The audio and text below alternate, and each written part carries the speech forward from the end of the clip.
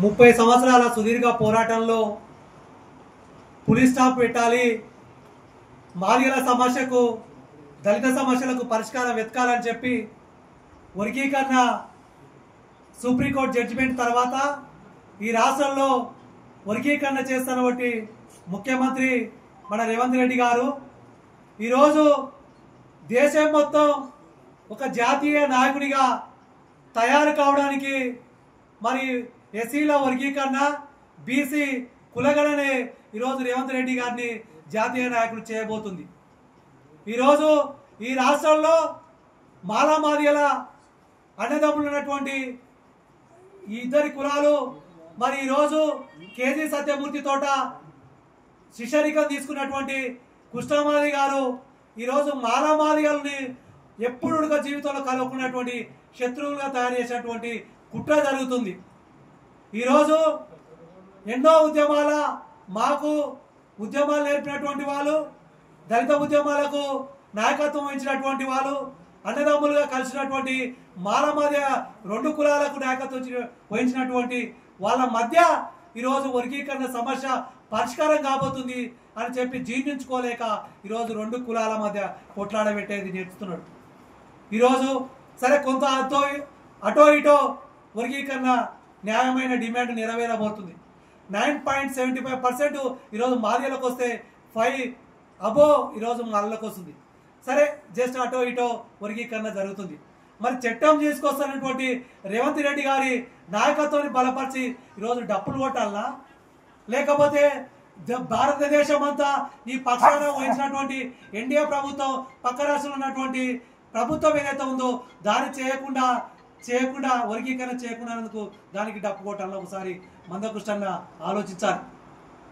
మరి నీ గురువే కేజీ సత్యమూర్తి మాదిగా ఉద్యమాలను అన్నదమ్ముల ముందుకు తీసుకుపోతూ కారంచెడు, చుండూరు, పదిరికుప్పం, వేంపెంట ఇలా అనేక పోరాటాలు చెప్పుకుంటూ పోతే మాలమాదిగలు ఇద్దరు కలిసే నాయకత్వం వహించి ఉద్యమాల్లో పాల్గొనడం జరిగింది. వాళ్ళ మీద దాడులు జరిగినప్పుడు మమ్మల్ని కడుపులో పెట్టుకొని చూసుకున్నారు. వాళ్ళ మీద జరిగినప్పుడు ఇద్దరం కలిసే పోరాటాలు చేసినాం. సరే అన్నదమ్ముల పంచాయతీ రాష్ట్ర ప్రభుత్వం ఎక్కువనో తక్కువలో తెంపుతుంది, దాన్ని స్వాగతించాలి కదా. ఈరోజు నేను చెప్తున్నా, భారతదేశంలోనే కులగణన చేస్తే, వర్గీకరణ చేస్తే ఈరోజు రేవంత్ రెడ్డి గారు మన ముఖ్యమంత్రి జాతీయ స్థాయిలో దేశానికే ఓ దిక్కు జాతీయ నాయకుడిగా కాబోతున్నాడు. ఎందుకంటే భారతదేశంలో ఉన్నటువంటి ఏ రాష్ట్రం కూడా ఇప్పటి వరకు కులగణన చేయలేదు. ఏ రాష్ట్రం కూడా ఇట్లా పూర్తి స్థాయిలో ఏకసభ కమిషన్ వేసి డెలిగేషన్ కమిటీ వేసి ఈరోజు వర్గీకరణ చట్టసభలో అసెంబ్లీలో పెట్టి ఆమోదించలేదు. మరి ఈరోజు అనేక సమస్యలు ఉన్నాయి. ఈరోజు వర్గీకరణతో పాటు 1,00,000 కోట్ల రూపాయలు దారి మళ్ళినాయి. మరి ఆ 1,00,000 కోట్ల రూపాయలు దారి మళ్ళినటువంటి నిధులను మన గ్రామాలకు తీసుకురావాలంటే ఈ సమస్య ఫస్ట్ పరిష్కారం కావాలి కదా. మరి మీరు ఏం చేస్తున్నారు? అన్నట్టు రవీంద్ర అన్నట్టు ఈరోజు మీరు బీజేపీకి అంటగాగుతూ మరి ఈ రాష్ట్రంలో చేస్తున్నటువంటి వర్గీకరణకు సపోర్ట్ చేయాల్సింది పోయి రేవంత్ రెడ్డి గారి పక్షాన, కాంగ్రెస్ పార్టీ పక్షాన నిలబడాల్సింది పోయి నీవు ఇంకా కిరికిరి పెడుతూ, ఇంకా అన్నదమ్ముల మధ్య వర్షాలను రెచ్చగొడుతూ ఈరోజు ఏం చేస్తున్నావు? పులి స్టాప్ పెట్టాలి కదా. ఒక ప్రభుత్వం సమస్య పరిష్కరించింది, దానికి పులి స్టాప్ పెట్టాలి. కాబట్టి రేపు 5 తారీఖు లోపల చట్టసభలో మరి అసెంబ్లీ చట్టసభలో బిల్లు ఆమోదం పొందితే ప్రతి గ్రామంలో ఉన్నటువంటి మాదిగ లీడర్ వచ్చి టపాకాయలు కాల్చాలి, మాలలు కలుపుకొని కాల్చాలి. ఎందుకంటే అన్న చెప్పినట్టు, రవణ చెప్పినట్టు ఇక్కడ వివేక్ వెంకటస్వామి గారి నుంచి మొదలు పెట్టుకుంటే కింద గ్రాస్ రూట్ లో ఉన్నటువంటి బాల నాయకులు ఎవ్వరు వ్యతిరేకిస్తలేరు. వర్గీకరణ ఉద్యమాన్ని లేకపోతే ఇప్పుడు చేసేటువంటి చట్టాన్ని ఎవరు వ్యతిరేకిస్తలేరు. ఇద్దరు, ఓడు పనికి మల్లోడు దిగంబర కాంప్లే అనే తోడు, ఓడు రెంజర్ల రాజేష్ అనే ఒక పనికి మల్లోడు. అంబేద్కరిస్టులు కాదు వాళ్ళు, మణివాదిస్తులు.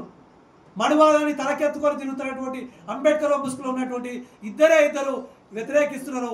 వాళ్ళిద్దరిని ఈ రాష్ట్రం నుంచి, ఈ దేశం నుంచి బహిష్కరించాలి. ఈరోజు సమస్య పరిష్కారానికి ఒక మార్గం చెప్తుంది. అన్నట్టు ఈడ 9.75% వస్తుంటే మరి ఆంధ్రాలో ఎందుకు అడుగుతలేవు?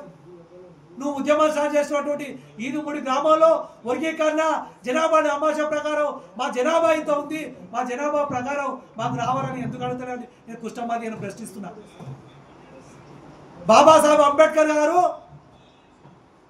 సపరేట్ ఎలక్టోరేట్ సపరేట్ సెటిల్మెంట్ కొట్టాడినప్పుడు మరి గాంధీ గారు ఎర్రవాడ దాంట్లో దీక్ష చేస్తే పూనా ఫ్యాక్ట్ ఒప్పుకోవడం జరిగింది. మాలమాదిగ పంచాయతీలో కొంచెం అటో ఇటో అయితే ఈ రాష్ట్ర ప్రభుత్వం ఒప్పుకుంటుంది, ఇక్కడ ఉన్నటువంటి మాదిగ మేధావులు ఒప్పుకుంటారు, మాల మేధావులు ఒప్పుకుంటారు. అరే ఇన్నేళ్ళ 30 ఏళ్ళ సుదీర్ఘ పోరాటంలో ఎక్కడో ఒక దగ్గర ఈ సమస్య ఫుల్ స్టాప్ కావాలని కోరుకుంటున్నారు.